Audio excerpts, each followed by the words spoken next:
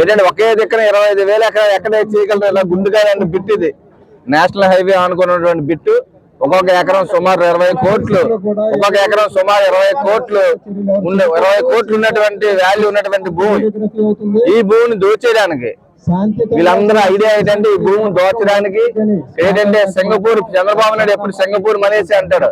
దేనికంటాడు?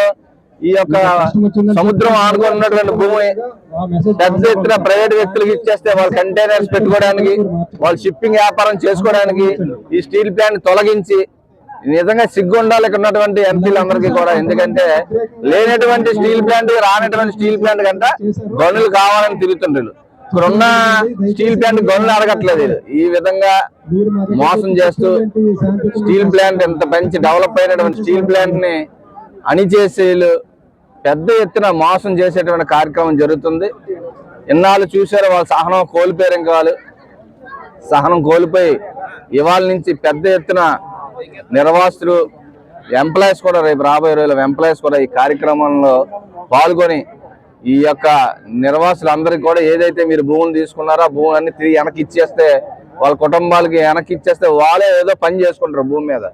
మీరు ఉద్యోగాలు ఎవరో వాళ్ళకి ఎటువంటి న్యాయం చేయకుండా మీరేదో ఈ యొక్క గవర్నమెంట్ ఉందని చెప్పేసి మీరు భయభ్రాంతి చేసి ఒక్కొక్కరిని సెపరేట్ గా డివైడ్ అండ్ బ్రిటిష్ పరిపాలనలాగా ఒక్కొక్కరిని అంచేద్దాం అనుకుంటే మాత్రం ఇంకా రోజులు మీకు చల్లవు. ఇంకా అయిపోయి మీ టైం అయిపోయింది, మీకు ఇచ్చినటువంటి అవకాశం అయిపోయింది, మీ టైం అయిపోయింది. ఇంక ఎవరు కూడా మీకు భయపడేది లేదు. మీకు నచ్చింది చేసుకోండి. ఎప్పుడైనా సరే అందరూ కూడా ఐకమత్యంతో కొన్నటువంటి నిర్వాసులకి ఈరోజు చెప్తున్నాను, మనం కానీ ఇంట్లో కూర్చుంటే మన పని అయిపోద్ది. ఇంట్లో కూర్చుంటే అవదు. కంపల్సరిగా అందరూ రోడ్డు మీద రావాలి. ఈ స్టీల్ ప్లాంట్ గేట్ ముందే కూర్చోవాలి.